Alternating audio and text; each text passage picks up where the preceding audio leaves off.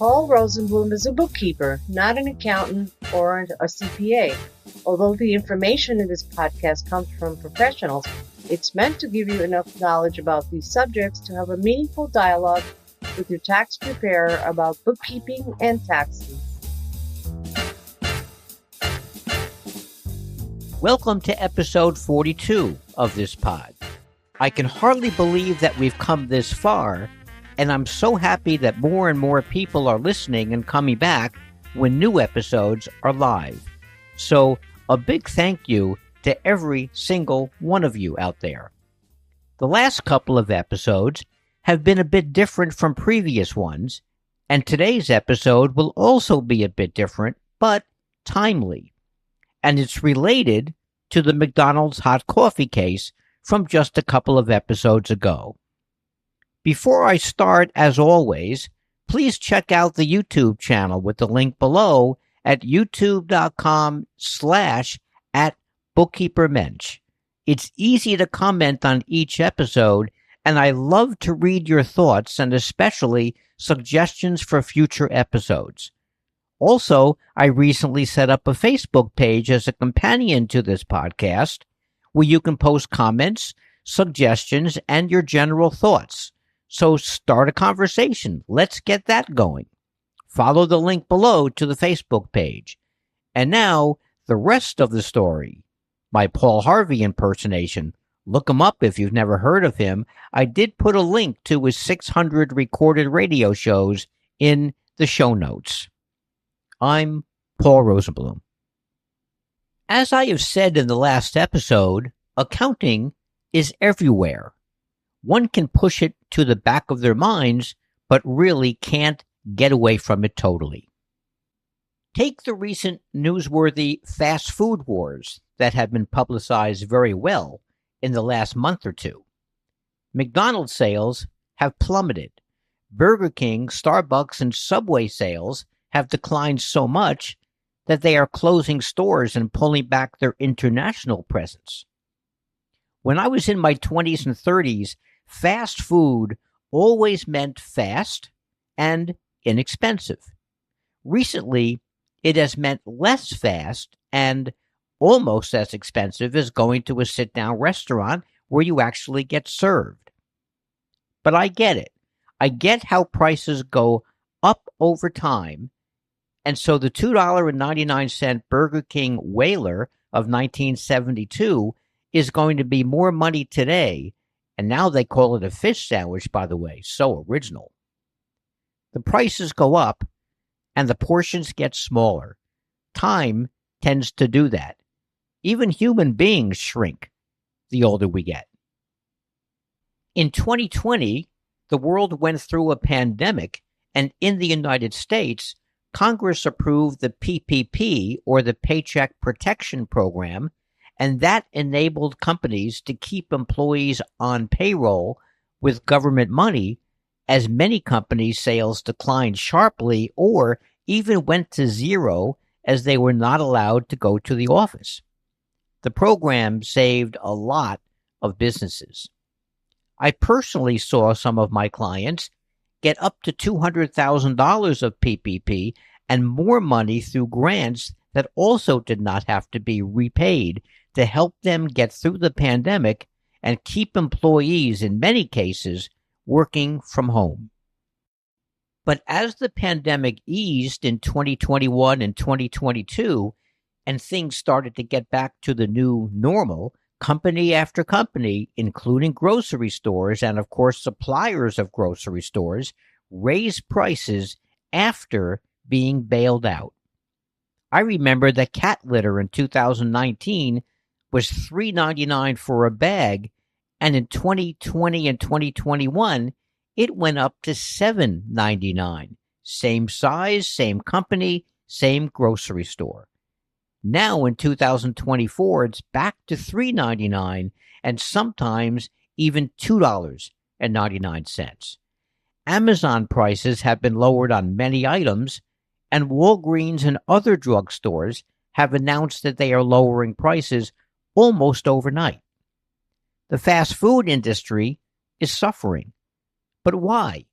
Is it pandemic related, or something else, or a combination? Let's look at this further and see what the individual fast food restaurants are trying to do about it. McDonald's sales have plummeted this year. Their prices have gone up.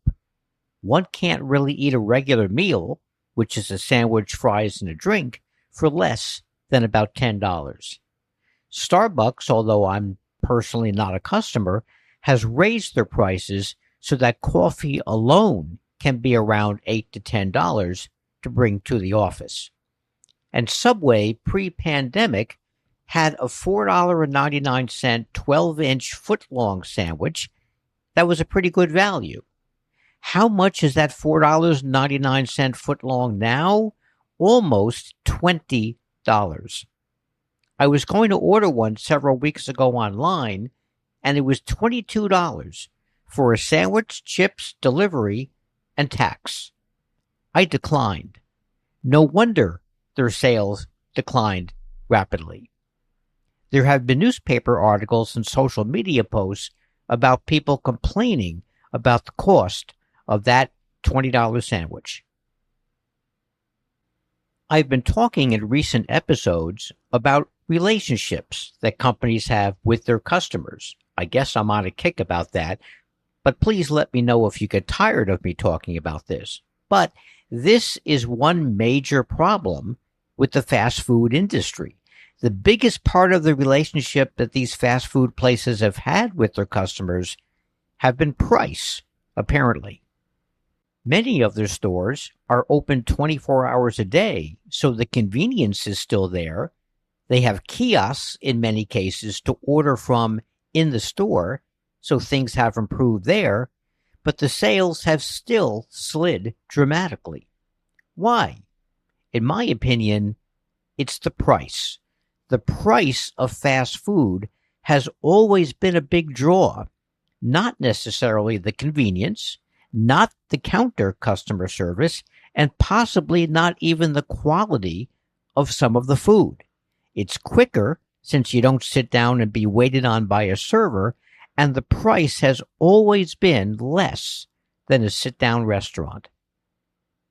I think this was a miscalculation of the fast food industry's companies for many years, although at the beginning, when Ray Kroc discovered a small burger place that had an assembly line and claimed that it was the best burger he ever ate, he saw dollar signs and a major change for the food industry in his eyes. He stole the idea from the small company that he stumbled onto and formed McDonald's. By the way, see the movie with Michael Keaton. How is Starbucks dealing with this? They are offering new products and discounts to attract customers back to their stores. They are also working on the ambiance of their stores and step up the customer service to make themselves different from other coffee places. They are expanding to new markets and expanding their mobile app to engage customers more with loyalty programs and reduce prices through the app. Burger King is doing much the same. Dairy Queen is offering free blizzards for 2 weeks. Wendy's is offering free fries on Fridays until the end of this year. Arby's is offering value meals. And McDonald's quickly rebranded themselves months ago. They are opening up new restaurants called Cosmics. They have a futuristic space theme, new drinks, and unique menu items. It actually reminds me of the original Back to the Future movie. In the traditional McDonald's franchise locations, they are working on improving marketing approaches. They are focusing on the traditional items such as burgers, chicken, and coffee, and improving what they call the 3Ds. That is, digital, delivery, and drive-through options, and trying to use local ingredients.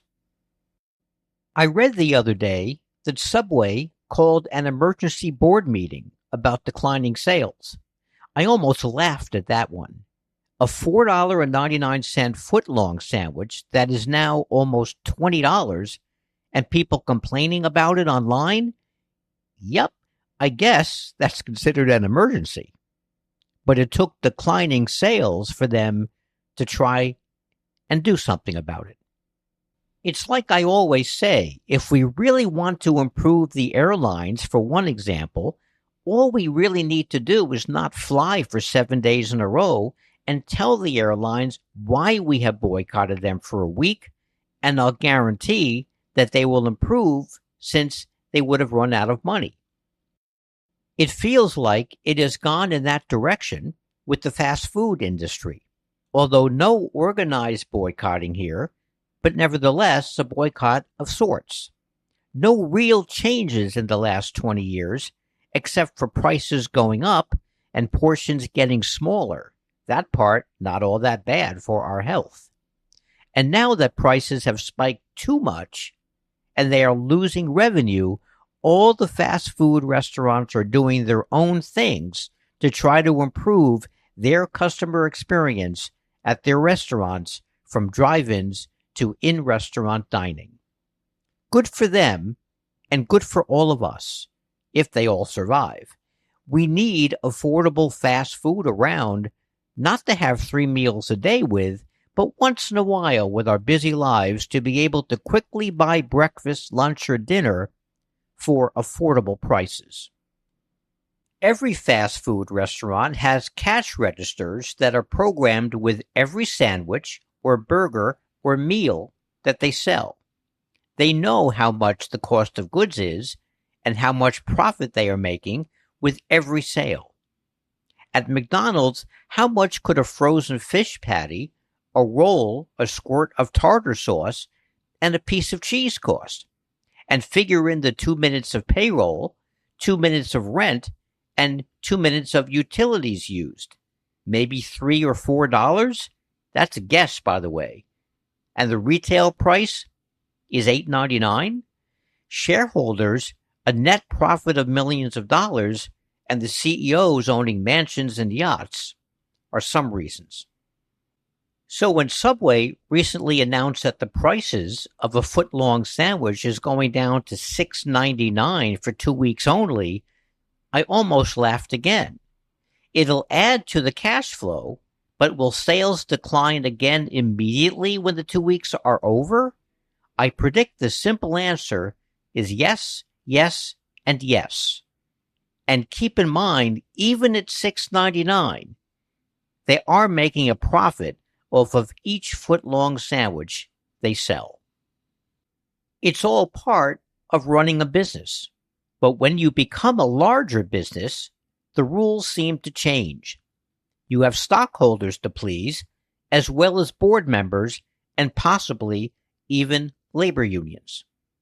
Even though many companies in the hospitality and fast food industry got PPP money and very low-cost SBA loans that they didn't have to start paying back for 2 years if they needed them, supply and demand still came into play. If you can charge $10 for 2 pieces of bread and some cold cuts and lettuce and mayo and cheese, and people will pay, then it shall be done. But I guess in Subway's case, the $20 price point, declining sales, and bad press made them panic. Subway isn't a publicly traded company, so we really don't know what the real numbers are, but it's interesting to see how these fast food businesses are dealing with all of this. I'll keep watching for all of us.